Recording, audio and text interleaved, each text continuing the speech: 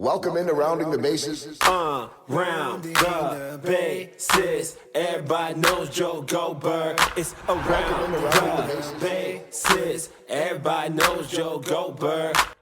Hey, everybody, welcome back to another episode of Rounding the Bases, presented by Community America Credit Union, invested in you. I'm Joel Goldberg, and a shout out, as always, to my friends at Chief of Staff Kansas City. Got some good events coming up with them, or some that have just been completed, and love working with them throughout the course of the year. If you're looking for a resource, if you're looking for a job, looking to hire someone, just looking to bounce some ideas off of, it's a great place to start. You can tell them I sent you or not. There's nothing in it for me, but just check them out, chiefofstaffkc.com, making connections that matter. It does not have to be in Kansas City, although my connection today does happen to be in Kansas City. I'm joined by a creative boss who is different on purpose and proud of it. Kim Kramer is the fearless leader and marketing queen behind the award-winning Square Peg Marketing, where she and her team are a powerhouse of talent. For more than 15 years, she has blended cutting-edge creativity with data-driven insights to help bold brands move the needle. Nothing basic, just bold, splashy solutions for businesses that are ready to level up. And I am so happy right now to be joined by Kim Kramer. Kim, how are you? I'm so well, Joel. How are you? I'm good. It's great to be able to connect with you. Shout out to our mutual friend and coworker, I suppose, of yours as well, the incomparable, that's the way I always like to say, the incomparable Michael Mackey, who, when I finished having him on my podcast, and yes, Michael, we know you've got a book out. We've been talking about that. Get Michael's book. Get that copy. He said, we always ask the question, who should we know? Who do we need to talk to for this podcast? And sometimes you get a suggestion or two, sometimes you don't, and that's fine. But as you might expect, Michael had a long list of really important people, and you were one of them. If you get the Michael Mackey stamp of approval, you're doing things very well. You've been doing them for a long time. So, Kim, congrats on all the success. How are you? I am so good. Thank you. And yes, shout out to Michael Mackey. He is a rock star and legend. And I was just explaining, like, he's so much fun to have around, right? Like, he just brings energy and levity to everything. So, yes, I appreciate him for connecting us. I'm excited to be here. You are and have an award-winning company, and I think just recently another round of that. So congratulations. Tell me about that and what it means, because and of course, it's always going to be a crowded field, and awards are awards. I mean, I always believe that you take them for what they're worth, but they do mean something, and it means people are paying attention. What does this one mean to you? Yeah, you're not wrong. It is a crowded field. Kansas City has a lot of creative, talent in the space of marketing for sure. So this is we're calling it our 3P. So our third time to win, 23, 24, now 25 for best marketing agency, technically advertising and marketing agency in Kansas City, awarded by The Pitch. And so, as you probably know, that's like a citywide, open to the public sort of nomination and voting scenario. And so we are so thrilled to be again chosen for the third time for that honor. Yeah, and we're just kind of doing the thing. We moved to the Crossroads about a year ago, and so we've even got more of a pulse on the heartbeat of Kansas City and all the fun things that are happening for brands in Kansas City. And so it's just perfect timing to be an award winner in that space. Yeah. And look, you're not just an award winner, but you are helping award-winning companies. Sometimes they're winning those awards and getting the attention they are because of the work that you and your team are doing. When did you get the bug for this? I mentioned 15 years, but how did this all start? How did you get here? Right. Well, good question. So Square Peg was actually born 15 years ago this year. So I keep forgetting. In fact, Michael keeps reminding me to, have a big party and celebrate, as you would imagine he would. But prior to Square Peg, I was actually co-founder and leader of a sports marketing group down in Dallas. And that had a completely different feel. We moved here probably 20 years ago or so, and we were working with really large Fortune 500, Fortune 100 companies and doing a lot of sports incentive travel. And so working with Cadbury Schweppes and AT&T and the like. And so that was the impetus to my marketing career. But we moved here under some interesting circumstances I'll share with you maybe later if we dive a little deeper. But I got here, 2007 or so, or 2027. And I think probably needed a break for a little bit, and then started to kind of you probably have this too happen to you. Some of those conversations at the gym or at a restaurant where somebody remembers that you were in marketing back in the day, or they got wind of it, and they're like, hey, I've got a question for you, or hey, I need a little help with marketing. And so Square Peg was born here a little bit out of the kind of those little bitty stories here and there of smaller businesses that at the time that needed some branding and marketing help. And so I kind of answered that call, and Square Peg in this current iteration was born. And 15 years later, we've worked with large global companies, but we really do find our sweet spot, and our heart kind of sits with Kansas City brands. Growth mode, but certainly born in and resonate with the Midwest market for sure. Yeah, on the website and just the title of the website, it's so brilliant. I mean, of course, I would expect this from marketing experts, but the website, I think, really describe who your company is. And so the website is neverfitin.com. Makes sense. Square peg, right? So Right. I mean, there's brilliant thought over this. By the way, not that it would be this today, although I want to go here at some point too, but people would at least wonder if that name came up today. Who came up with it? Was it you? Was it ChatGPT? Was it Claude? Okay, this was obviously your creation, or well before. I just say that because it's like nowadays you don't really know. Well, I mean, if it's effective, it's effective. But it's such a brilliant name. What does Never Fit In mean to you? Yeah, no, that's a great question. And you're right. This was a brainchild of mine about 3:00 in the morning when I was like, okay, we're going to formalize this deal. And I will tell you, just shout out to one of my OG clients back in the day. My first restaurant client actually was Twisted Fresh. They have 6 locations now, and they're amazing. And they're led by a really amazing man named Alan Russ. But yeah, I was just kind of like picking my own brain about like, okay, what do we want to stand for? What do we want to kind of, just, I don't know, what's our essence? And since it was me at the time and I was kind of just flying solo, I thought, okay, what I really want to do is work with those Kansas City brands, like I said, and give them a way on a relatively small budget, right? Like they don't have an in-house marketing team. They don't have big agencies. They don't have that kind of dollars to carve out a unique story and a unique space, and especially the Kansas City market. And so it was kind of that idea that square peg, round hole, square pegs are fit round hole. Let's carve out a unique narrative and a way to tell their story that gets them heard and seen by the right audiences, but doesn't, again, break the bank when they're early in their evolution of growth. And that was then, this is now. So we do some different things, but certainly the Never Fit In tagline has served us very well. And it kind of grounds us, right? Like it's our mantra. We live by it. And that is basically to say, like, we just are not telling the same old story. Everybody. The way I see it, or at least the way it makes me feel and think, I think pertains to a message that I often share with audiences on stage. Not everybody, but it's a question I love to ask everybody, because if I'm talking to an audience, I'm fill in the blank, insurance agents or banking or almost any profession, and I could say the same about yours too. The question I ask is, what makes you different? And that's the never fit in piece to me, because if you're not different, you're really just rolling the dice and hoping that they come up okay. But to me, when you're able to be different, and that's tricky. Now I'm the novice here, you're the expert, so I'll ask it to you this way, is that we're all trying to find that thing that makes us different. And I think a lot of people are chasing the viral clip, the viral moment. They're basically throwing darts at the wall, and if it sticks, it sticks. It's not all that different than the way people try their outreach. How many messages a day? I talk about this a lot on the podcast because it just annoys me. How many messages a day do we get on LinkedIn of somebody pitching us without even knowing us? And to me, that does not make them different. That makes me hit delete before I get there. And so to me, that what makes you different, or the never fitting in piece, is what brings people back, or what brings people to you. What are the challenges of that? If I'm getting any of that wrong, let me know. But what are the challenges of that in this day and age?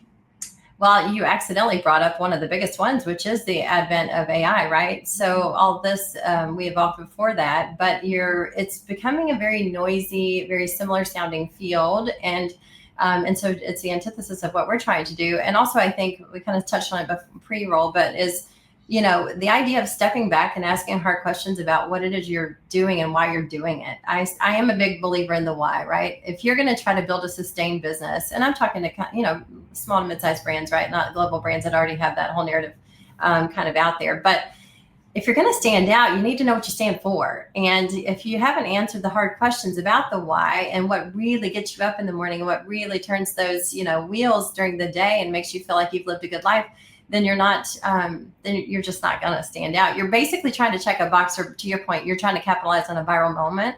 And yeah, they're viral, but they're also fleeting. And that's not to say we love a good viral moment, make no mistake. But if it doesn't stand for something, or if you can't parlay that into something that's meaningful and sustainable, it's just kind of throwing, I always say like casting a big net or throwing something on the wall to see what sticks. Mm-hmm. And strategy for us is huge in that regard, right?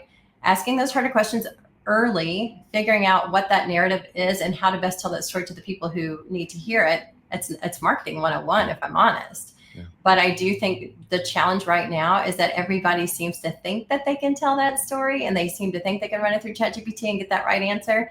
And especially in Kansas City, I would say this about, we have a very discerning consumer base in Kansas City. We like authenticity. We like people who understand Kansas City. We like people who understand the Midwest, and we like people who speak their truth. And I feel like authenticity, I'm concerned, if I'm honest, that it might be lost a little bit while we're finding our feet with this AI thing. But one of our goals is to, I mean, I'll be honest, AI is a great tool, but it is simply just one tool in a very large tool belt, right? So never fit in for us is definitely kind of the idea of pulling back and saying what makes us special at like an essential level, like at our DNA, not what message do we craft to sound special, but what actually makes us special. Why do we do things differently? And for us as an organization, I'm a big believer in relationships. A lot of agencies, especially I would say like digital marketing agencies that live online, and nothing against them, but they're transactional. We're not interested in that. We can do it. We do it very well, but that's not what we're building. That's one part of a bigger relationship. And so when I talk to some brands who want kind of that quick hit lead gen, whatever, I'm like, fantastic. But what we do is we tell your story in a way that makes sense and will be sustainable and drive business and retain business. So, yeah. You are so speaking my language, because I'm of the belief that same thing, everything. I agree with you on AI as a tool. It's a great tool. I love it. Mm-hmm. All the different ones that you could use. However, I actually believe that it has created a lane for those of us that want to lean deeper into authenticity. That as people move away from it due to automation or don't realize they're moving it away for it, I think that it is going to enable people to be more real, and those that do can go even further with it. I think authenticity has always played. I hope, Kim, I don't think that's going to go away. It just will for some people. I agree. And you know what it's going to do? It's going to create a very divisive perception, right? Like you're going to see everyone's going to be they're going to be skilled in the art of seeing AI for what AI is. And again, very powerful, very helpful in a lot of ways. But when you're talking about storytelling and trying to carve out your own lane in terms of marketing or just growing a business, it'll become pretty obvious who's got the authenticity box checked.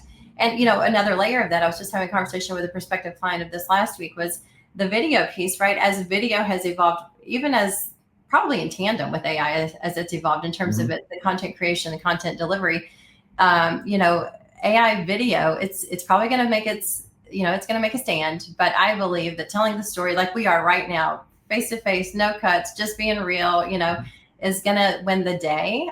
Because at the end of the day, people like doing business with people. It's not about what you do as much as who you are. I mean, it's important what you do, but I personally make my choices based on who you are as a human, as long as you're doing a good job of what kind of your field. So I don't know. It'll be curious to see, but we lean in, but don't lean on, I would say. It's so interesting because, I'll hear from people. I just got someone that said this to me the other day on a podcast that said, what makes you different, or I don't know that he said what makes you different, but he said, you're authentic. And he wanted to ask me about the importance of that. And first off, like that to me is a greater compliment than we like your work or we like this interview. Like if that's what it is. And I said, I've thought about this some, because yes, I really, it's not even that I try. It's important to me at just who I am to be the same person in front of the camera for Royals broadcasts, for this podcast, that you would get if you were going and sitting down for a coffee or a beer or lunch. And I'm not sure that if I had made it or worked in a market like New York or LA or Chicago or something like that, that I would have been able to do that, because it is transactional and it is all about the ratings. And not that the ratings don't matter here, but I feel like I've been allowed and encouraged to just be myself. Yeah. And so when people say, well, this is how we do it in Kansas City, or this is how we do it in the Midwest, it's not that they don't want to be authentic or that they're not good people on the coasts or in bigger cities. I just don't know that they're always afforded that opportunity. And I think that, to me, that's what makes it really unique here. And that resonated with me that you said that. But also, when I think about, I don't know the numbers, but I'm pretty sure that 2 of my posts during the baseball season that got the most traffic were just good, take people somewhere, feel good moments. Yeah. They weren't manufactured. The one was Jack Caglione hitting his first big league home run. And while there was a little manufactured from the players of deciding in the moment in the dugout that they wanted to give him the silent treatment, and so he's air high-fiving himself. I know, I love that so much. I had my phone, I'm sitting right next to on the end of the dugout in St. Louis, and I record video of it. And yes, our cameras are able to get it from the outfield and all that, but it almost felt like I was lingering on it longer than, what a game camera would. And people loved it. I didn't have to try to sell it. And then the other one was when Salvador Perez hit his 300th career home run, and it's in Philadelphia, of all places. They could be tough in Philadelphia. And my producer sent me out there, and my mic wasn't working out there, and I wasn't sure I didn't know what I was stepping into. A Phillies fan, rabid. And the guy basically told me, I gave the ball up. I just want to meet him after the game. I don't have any demands. I'm a baseball fan. And while I'm a Phillies fan, my family's never met a big league ball player, and they did. And I posted that story. I just, tweeted it or something, and people loved it. And so it's a reminder to me, and I don't know what you're seeing, Kim, that people do amidst all the viral noise and everything that we're inundated with, and the poor attention spans, that there is room for that. Is there not? No, you're 100% right. It's been an interesting evolution for marketers, especially in the land of social media, right? Where we go through waves. It's polished professional photo and like all the staging and all that. Then it became like UGC moments, just really authentic moments of people with their iPhone or whatever, just capturing that thing. And now we're there, right? Where it's all about what did you grab today that resonates with a human just living life. And I think it's interesting because that's that human piece, right? And it goes hand in hand with the authenticity piece. It's like, we crave so much, and maybe there's this kind of evolution of just humans in general, not just brands, but like we crave so much to have human moments. That was taken away from us a little bit with COVID. And then, just the digital generations that we've had, below us, like my kids and below them, who are, approaching their 30s, they, it's just, I think they want to see real life unpolished, because there was for so long an expectation of polish and, having it all buttoned up and having all those things that really just weren't real. And I feel like social media, and we could have a whole podcast on social media, the blessings and the curses of social media, right? Kind of like AI. Yes. But I feel like that generation, 2 generations maybe, have figured out that, it's a shiny object syndrome, right? You just peek over there and it's like, ooh, and you chase it and you're like, wait, that wasn't even real. That was a reflection of something that doesn't even exist. And I think the idea that you can, and even the hard stuff, right? Like, so you're talking about somebody who just wanted a good baseball moment because baseball was their thing. And so to have somebody be passionate about something and kind of forego all the other craziness just to be a good baseball fan, it's just good stuff. Yeah. But yeah, it's been interesting on the marketing side, because we really do excel in visual storytelling. So we do have very much a visual polished, professional commercial setup in our team, but we also obviously have a team of more, UGC approachable kind of social media talent as well, because both things have their place.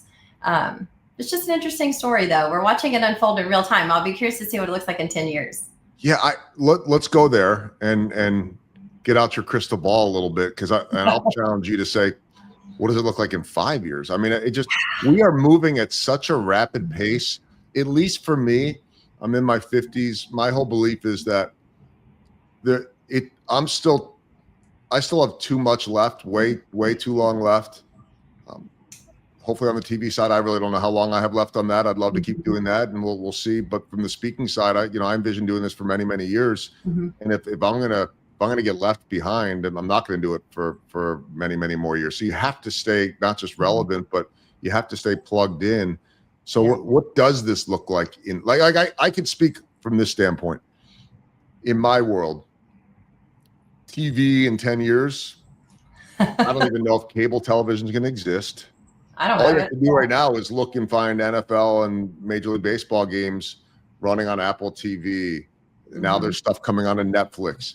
Thursday Night Football is on Amazon, and I hear an older generation saying, "Oh, I gotta get on the Amazon," and even someone lazy like me is like, "Wait, but I want to flip between channels, but now I got to exit the one thing and go into the other thing." But we're in this transition right now on TV. It will not look the same in 5 to 10 years. Yeah. We've talked for years about cutting the cable. It's much more than that.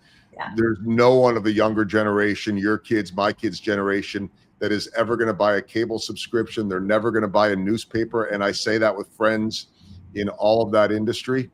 And so you have to be able to adjust and adapt. So 2-part question. 1, what do you think this all looks like? And 2, how do you, as a business owner and a very successful agency, how do you continue to stay relevant? It's such a good question. And honestly, it's one I ask myself almost daily, because I know, so I'm mid 50s as well. And it's just been an interesting journey, right? To know that we're using technology we didn't even know was going to exist back in the day. I even make my joke, like when I was working on my master's, it was on like a, what did you call it? A word processor. It wasn't even on an actual, and we're talking writing a thesis on a thing where you were like whiting out things. And it's just such a phenomenal thing to think, here we are, however many years later, that it's just like night and day. You can speak it into your computer and all of a sudden. And it was so cool just to have a word processor that you could put the paper into, and you had it right there. You didn't have to go anywhere else. I was fancy and we had no money. So it was a gift from somebody, and it was like $1,500. And I mean, it was a piece of crap, like a big brick, right? But it's been, and I am a technology lover. I'm the person, I'm going to line up to get the phone. I'm going to do all the things, not anymore. But, my point is, like, I love technology. And I always tell my team, and again, like the oldest person on my team is, other than me, obviously, is maybe not even 30. I don't know for sure. And so I tell them almost daily, I'm like, guys, if I do what so-and-so just did, showing that they're old and not willing to literally like embrace technology, I'm like, hit me in my face, tell me what I need to do, because I refuse to be that person. But also from an agency standpoint, it's interesting that you ask it when you did, because I just hired a couple new people, and my entire goal, so, we're pretty lean. There's 12 of us now, I think, and skill specific, all female. And it's, I'm a little bit late to the party, if I'm honest, but my entire goal is I have a fantastic team. My goal is to get more players in the leadership side of things. So I can spend time really answering your question, which is staying relevant. I would love it. I'm a research junkie. I'm an analytics person. I love the idea of doing deep dives. I get kind of lost into what does it look like? What does it look like in 18 months, 3 years, 5 years? And so how are we going to play this game as well or better than others using those tools? But also, it takes a discerning eye. And this is where I feel like being a little bit older does help, because we can spot fads. We can spot things that are going to probably not be around very long. Some of them have been surprising to me, if I'm honest. But we'll just, at the end of the day, I think the answer is just remaining nimble. It's not that I have the answer on how we're going to do it, but I know for sure in order to do it, you have to be aware, you have to be willing, like, to adapt. And in my market, creativity is everything. And so it's just an extension of creativity. But also you have to be on the lookout. Like, I do think it is a full-time job to start to manage technology and tools that will help facilitate marketing our clients really well. And I love that. So I want to be the one to do it. I'm giving everybody else the other stuff. We are too young to be done or anywhere close to done. And you know what? It's fun to stay relevant. And when I say stay relevant, I don't mean staying on top of the radar. I mean by being aware of how to do everything, the way things are being done. And by the way, I think that when you have that ability in our 50s, it's not too late. If you're in your 70s or 80s, I say, you know what? If you want to learn it, good. But if you don't, you deserve the right not to pay attention anymore. I get that. Exactly. We still need to do that. And it's fun. And then when you're plugged into all of that, you understand how the younger people are thinking. I mean, you got all 20-something-ish year old employees. I'm covering all 20-something-year-old-ish athletes. And right. Same the old ones, and if he was listening, I would clarify it, but I'll do it anyway. Don't ever call a baseball player old. You say veterans. So the veterans, like Salvador Perez, are 35 years old. In the grand scheme of things, they're still babies, but they're considered old. So, I'm dealing with the 23-year-olds, the 25-year-olds, and all of that as well. Before I get to my baseball theme questions, let's talk a little bit. I mean, you got here, you said you and your husband got here in 2007, I think that you I think I said that wrong, but yeah, it was around 2007. Okay. Yeah, I mean, I think that's what you said, but we got here in '08, so I mean, I could really relate to that. And coming here at the time with a 2 and a 5-year-old, and both of mine are in college now, and you've got, I think, maybe a little bit older, but not by much, I don't think. What was that whole transition like, and how did it come about? Well, so this is, and you'll have to tell me if I'm out of bounds on this podcast content wise, but so it was not an intentional decision necessarily to move here, although it ended up being the best thing we've ever done. So when we lived down in Dallas, I said, running that sports marketing agency I was talking about, and my family lived up here. They had done so since I was in college, basically. And gosh, it was right before Super Bowl one year. So we were at our busiest, and I can't remember the exact year. And my husband got some really bad news. And I'll preface by saying he is still with us, but he had a late stage cancer diagnosis, right around that time when we were here on fire with all that. And our girls, I think we're 3 and 5 or right around that age at the time when that diagnosis happened. And we had a small team delivering all of these things to these large clients that I was telling you about a minute ago on site and incentive travel. So Super Bowl was coming up. And, dealing with the idea that at 30, I think we're 34, 35, something, that he had been given a death sentence. There was a 3% chance of survival. Really, they were going to go through, it was melanoma at the time, and it's probably not even much better than the standard course of treatment was one option. It was called interferon, and it was terrible. So it involved daily infusions, I think we had 5 surgeries. And so long story short, in addition to just dealing with the pre-morning of that, who was my high school sweetheart, and knowing that I had small children that to kind of shield and also take care of at the same time, plus take care of a business, I would sit out by his, and we did most of the treatment down in Dallas. So I would sit out by his, by the hospital room if he was asleep, and try to run the show and try to keep everything afloat. And it was kind of one of those deals where we decided to move to Kansas City because we knew what was looming large, which was that I would be on my own with these little people, and that I had a very supportive family, but yet, 8 hours away. So what could they possibly do? And they came down a lot actually during that time period. And tell me if I'm rambling too long on this, but it was a pivotal story for a couple of reasons. So we decided, at the time it was kind of cash in the life insurance, if I can just tell you blatantly honest, like at this point, we're in the $2 million like medical bill zone because it's such an intensive treatment. And I'm like, oh my God, what am I going to do? And we come up here, we get a little settled, just truth be told, full disclosure, I bought the biggest house I could afford at the time because I didn't know what was going to happen. And I wanted to settle my girls. We lived in Olathe at the time, in a solid school system, and, start to do things. I'm sorry, I get a little emotional. I don't tell. Understandable. I appreciate you telling it, and take your time. Yeah, like it was one of those deals where, we went and got a video camera, and this is speaking of age. We're talking like the handheld. It wasn't just get your iPhone out. Not a cell phone.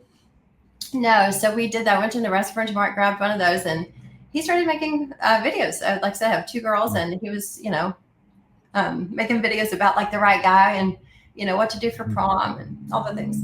I'm so sorry. It's okay. But anyway, I think what it did, he's still around, alive and kicking. He's amazing, and we are so blessed to have each other. We've been married 32 years, I think it is now. But so we made it through that shockingly. But also, I think what happened was, it was a gut check in the worst possible way, in the sense that, what is it I want to be doing? How do I want to spend my days? What's important? And all the things, right? So you ask those hard questions, and it's funny, he'll tell you right now at 55 as well, or 54, cancer was kind of a gift to him, and it was a gift to us in so many ways. And I don't take anything away from someone who's dealing with that now. That it's excruciating, but on the other side of it, sometimes there's some gifts. And for me, just outside of the personal piece of it, it was knowing that I could do all the hard things. I don't know for sure that I knew before I was trying to run the agency, take care of him, take care of the small people, make sure we had plans, that I had that much faith in my ability to lead or to manage a business. I had education, but I had not applied it much beyond that agency. And so anyway, looking back, it was the thing, I'd say the pivotal moment where I knew, first of all, don't take life too seriously. This too shall pass. It's like with my agency. It's funny because my girls, the team, I shouldn't call it my girls, but my team sometimes it gets so intense, and I'm like, guys, this is not brain surgery, just marketing. No one's dying today. We're gonna figure this out. It's a social post. It's a whatever. Yeah. And so I have the benefit of the perspective of knowing that it could be super fleeting, and that while it's important and we do great work and we love our clients, that at the end of the day, we're humans and we're on a very human journey. And I need people to continue to be human in order to do their job really well, if that makes sense. It makes so much sense. I appreciate the vulnerability, and certainly you didn't have to do that, and I wasn't going to push you to it. It's not my goal to make my guests cry, but Yeah. you always know that when they do, there's something very real going on and very emotional, and you know it obviously all worked out the way that I guess it was supposed to, and certainly the best case scenario. I mean, it's because not only does he have his health, and I know that he's a former NFL player, that he's coaching, football here in town at Ottawa, but that you gained not just all the perspective, but he got to see one of his daughters get married. He got to be here for all the things that he thought was just going to be a video. I mean, it doesn't get any better than that. And so for me, you sharing your story will give other people that hope and that perspective, whether they're in that situation or just understanding what the moments are. Just real quick, one of my favorite stories to share on stage is Salvador Perez turning to me. I'll give you the very short version. On the bus after a game where I was trying to leave him alone because he'd gone 0 for 4 with 4 strikeouts, and I'm just trying to ignore him and keep my music in my ears, and he's poking me on the chest, and I look up and pull out, and he says with a big smile, "When's the last time I went 0 for 4 with 4 strikeouts?" I'm like, I was trying to avoid the discussion, and he goes, "Why?" He's like, "It's not a big deal. It's just a game. We get to play again tomorrow." And I was like, see that, and that's a lot less significant than yours, but it's that same mindset. Yeah, it is. So, and it is a gift. And it's funny because, you see, and athletes in particular, and it's a little bit of a side story, but part of the reason I was having trouble connecting with you this morning is because one of my clients is in an NIL with Rishi Rice. And, I know it's not baseball, but you're following the Chiefs and knowing that, he's had some struggles, and now he's back as of last week, and they've got Monday Night Football coming up. And so I've gotten to know Rishi a little bit with this partnership, and it's been interesting. And you've seen it in the public sphere too, with his press, kind of his media attention and so on, and kind of the regrets and the, the anticipation of coming back. And I think he said last Sunday, and I don't know, whatever. He said something like, "I just didn't know how bad I missed it, and I didn't realize that this is my family." And the point was basically like, he still loves the game. He's young. Of course, he still loves the game. He's not a veteran. But at the same time, like that, you're paid a lot of money to do something fun, something you love. And I mean, you can walk it across to any industry and any job. For me, like I walk into my office every morning and I'm like, this is a cool space with a lot of cool people doing cool things for cool brands. I'm like, it checks all the boxes, and it's such a gift. And if it doesn't exist in 5 years, maybe AI takes over the world and we're looking at each other through some sort of contorted, like robotic lens. But for now, today, in this place, and especially in Kansas City, which has got my heart, it just couldn't be any better. There's no regrets, So it's a very good pulse check to have that perspective. It's hard, but it's good. Yeah, very healthy. Okay, I'm really grateful that you shared that you were willing to do that. Let's go to the baseball themed questions. Okay. I know you're a football family, but baseball, you love your Jayhawks. This is just business.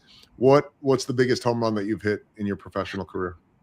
Okay, so this is interesting. I was thinking about this, and I'll say it's kind of a 2-part question, so you have to tell me if I'm going over on time. But textbook wise, it was when we have you ever had Dots pretzels? Do you know what Dots pretzels are? Well, so we used to be an agency partner with them back in the day, and we were their social media, full scale social media influencer programming. We were their market integration. They were heading out to the East Coast now during that time. And fun fact about Square Peg, Dorothy Dot herself in my office in Olathe was where the honey mustard pretzel was born. She brought little baggies of different types of them, different iterations of her recipe, which she made in her kitchen. And at the time, they were a multi-million-dollar brand at the time, but I'll never forget, they were handwritten like with a little Sharpie. It's like, version 1 or whatever. All my team is tasting them. And I think we only had like 5 people at the time.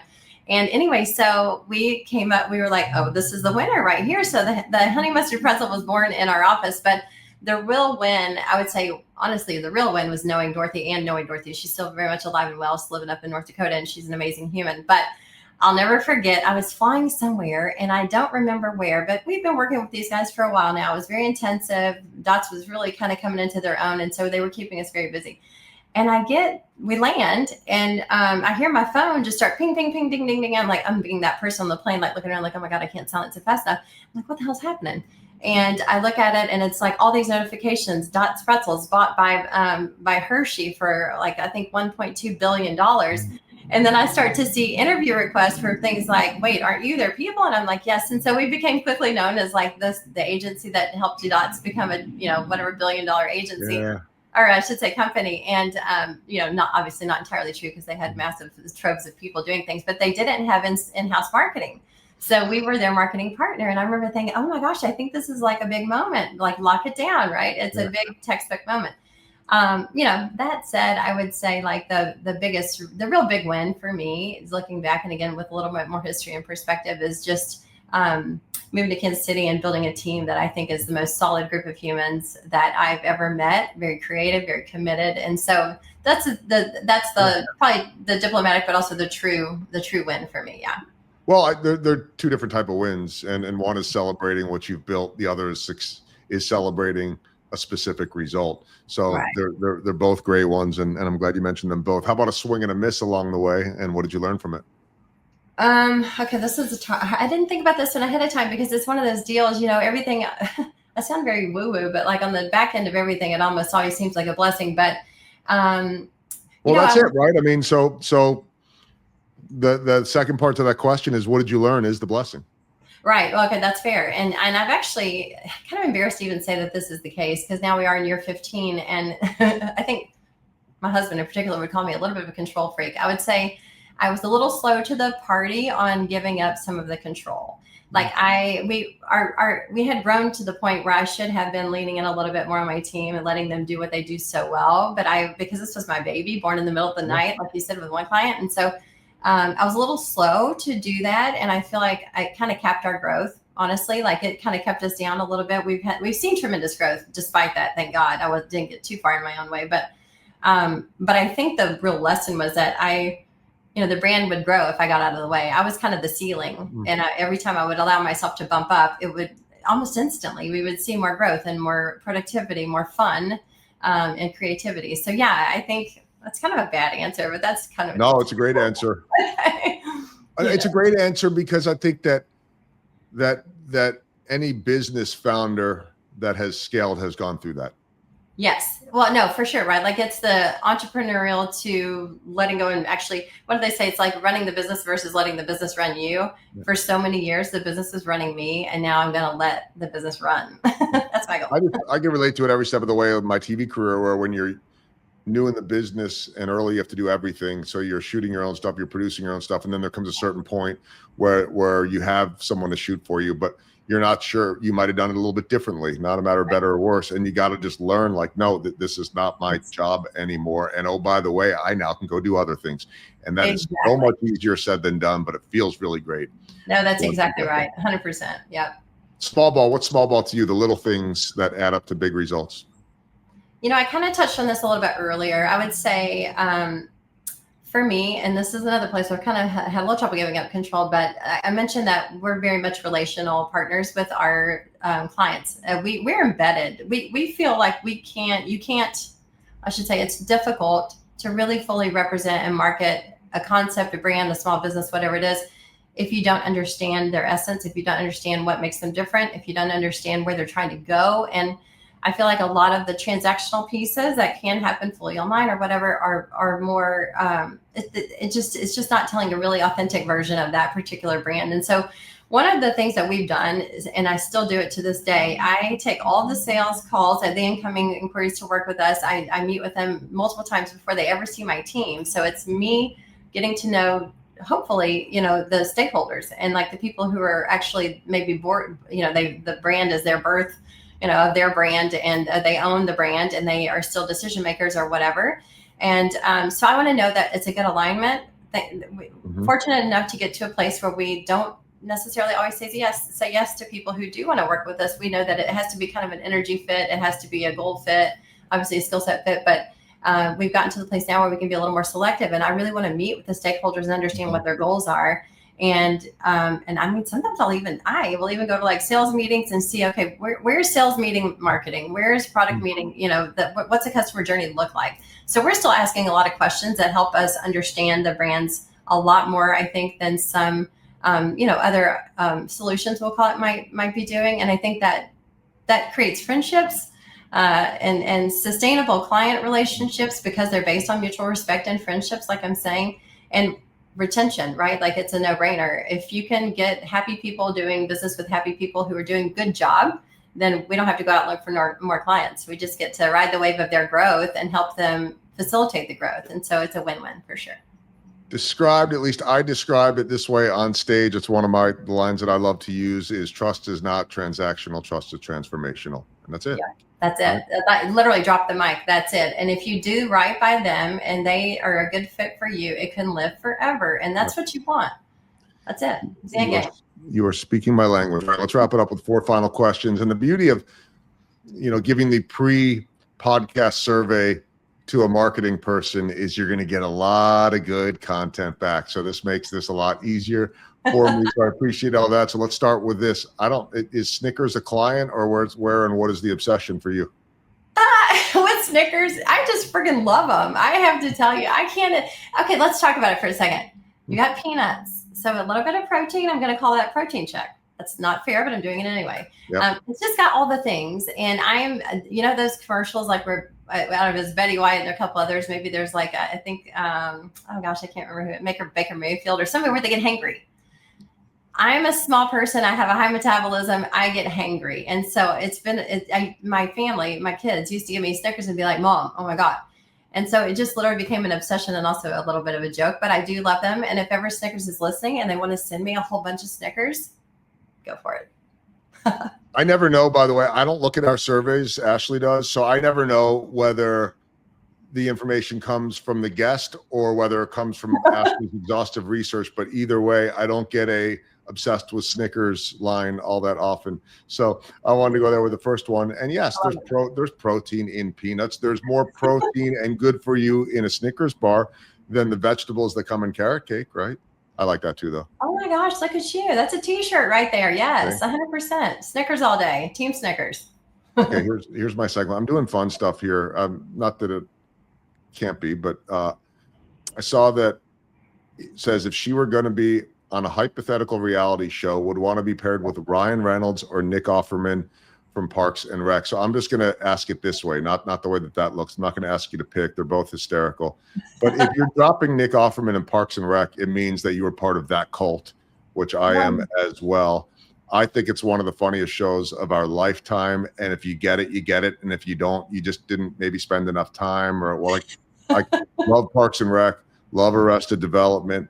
I did love The Office, but I thought The Office was an easier answer. I actually liked Parks and Rec more, and I have people that will fight me to the death on that, telling me that I'm wrong, but I have a feeling that you agree. What is it that was so special about that show? Because it's still on my house all the time on reruns. Oh, yeah, 100%. And it's funny you say that because we were a house divided, right? So my girls were off team Office, nonstop. In fact, I think my youngest, who's a reporter down in Louisiana, she's still, I think she's on her 24th. This is probably embarrassing for her if she listens.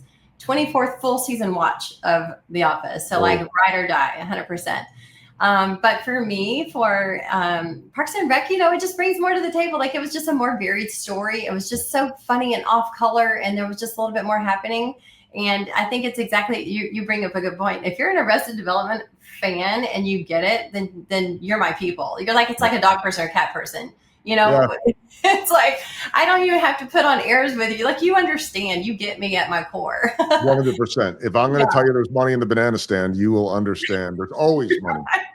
I absolutely love it. I'm glad you're a fellow Parks and Rec fan. I do too. All right. The fourth one will end on a serious note. The third one, though, I was reading that you went to 12 schools in 12 years and can recognize still all the faces, but don't remember the names. So that's a gift and a curse, I suspect, all at once. What happened? 12 schools in 12 years, and tell me about that ability or lack of ability that you have. Yeah, so this is an interesting story. So I was born and raised a little bit as I went to 12 schools in 12 years. You can tell I wasn't raised anywhere necessarily, but I was born in Mississippi, and that's where my extended family lived until recently. I still have a shout out to Granny. I have a 103-year-old grandmother Wow. living by herself, doing all the things. She's smarter than me to this day in Mississippi, in Winona, Mississippi. And we have other family on the other side of my family, my dad's side, that also live down there. But so I was born there, but we moved around a lot. And people always say, wait, was your dad like military? Was your mom military? And I'm like, no, my dad was actually living the American dream in the sense that we were broke. I mean, broke Mississippi family back in the day. And he continued to educate himself along with my mom. My mom's help at the time, obviously, she facilitated his growth and helped him do the things that were necessary to continue to climb the ladder. So our moves were basically as he was incrementally, usually advancing, sometimes not so much, but into different aspects of his career. And he is a very, very savvy business guy to this day. He's got multiple companies in multiple states. Back in the day, though, and I always make this joke too, he didn't really come into his full, we'll call it entrepreneurial / business, whatever, until I was in college. And so we were pretty strapped to growing up all the time, and we would just follow the next opportunity. And that took us all across the Southeast, mostly. And there were some years when I would live in, Broken Arrow, Oklahoma, and Tulsa, Oklahoma. We didn't necessarily change, we didn't go to different states all the time, but I've lived in a lot of different states. And anyway, so, shout out to him because it was a journey up. And I do remember it was very difficult for him and my mom in particular to uproot us as often as we did. I know they struggled with that, but they also saw the writing on the wall. Like if you're kind of a poor kid from Winona, Mississippi, and you don't make those moves, you're probably going to have another generation right behind you doing the very thing. And so I feel that both of them really did what they thought was necessary to get my sister and I the education and the, just the awareness of living bigger than being, and nothing wrong with Mississippi. I freaking love it. But sometimes you need to branch out. And his essence was meant to branch out. So that's where we ended up with 12 schools in 12 years. And so to your point, funny little side story. Do I have time for it? Yep. Okay. So I'm living in, I got my master's degree at University of Oklahoma in Norman, Oklahoma. And I'm in a mall, like a random day. I don't even like malls. I was doing something and I'm walking away and I hear somebody go, Kim. And I'm like, that's from Mississippi, but I'm in Oklahoma. I'm processing all this at once. And I turn around and she's like, Kim. And I'm like, I turn around and I see this girl and I'm like, oh my God, she looks so familiar. But I was like, but then I couldn't place her because I'd lived in all these places. Turns out she was not a sorority sister, but a sorority by mine at Mississippi State at the moment. And anyway, became a friend. They moved to Oklahoma, all these things. And so I had that moment where I was like, oh, I've been around so many times, I can't even put the state with the person. And so it became a little bit of a kind of a joke, but also the fact that, and Michael Mackey has actually helped me with this. He's making me be very intentional about names these days. And if you ever sit down at lunch with him, he'll say Joel 3 times before he ever orders at a restaurant because he wants to remember your name so much. So I'm learning, but I see faces and I remember them. I just don't remember names. Yeah, I'm the same way. And it's not fair because if they're Royals fans, they know my name in advance. And now I have to try to figure out, have I met them before or not? And so they've met me. I may not have met them. That's the challenge of it all the time. And so you try your best. Okay, the walk-off question. We talked about 10 years down the road before, what business looks like. What do you think Square Peg looks like in 10 years? It's an interesting question. I get this actually more often than you would think because we are on a hyper growth path right now and it's a decision, right? I vacillated between, controlling that growth, which is where I am right at the moment, versus trying to explode at a pace that I feel like maybe doesn't suit me and my team as well. And it's hard because we want to be selective about the people we work with. We want to be the selective people or the accounts that we take on. And I always say I'm really not trying to rule the marketing world by any stretch. We're not trying to pound our chest up on the top of a building here. We're just trying to do some really good work. And again, with mostly Kansas City-based companies, I think part of that story I told you earlier about the cancer and just the evolution of all that, it underscores the fact that if you get to a place where growth where you feel like you're a little bit lost or you feel like you're not, it's not resonating with you like it used to. And I don't know, TBD, it might be running a big, huge agency at the time. But right now, what speaks to me and speaks to my team is kind of doing what we do really, really well rather than doing a whole lot more of it. So we're trying to control that growth, but also open to the idea that, we might be 3 times as big, but I have no intentions of having an agency in Milan and, New York and LA. But right now my eye's on this ball and I'm taking it day to day because every day's pretty fun. Very healthy approach. The website for the company SquarePeg is neverfitin.com. This has been so much fun, so much insight, so much phenomenal energy. Congratulations on the three-peat of Casey Pitch's Best Ad Marketing Agency. Congratulations. And Kim, so much fun to be able to spend time with you today. Really great talking to you too. I appreciate you having me on. And best of luck to you with everything. Please don't be a stranger. Thanks, Kim. It's around the bases. Everybody knows Joe Goldberg.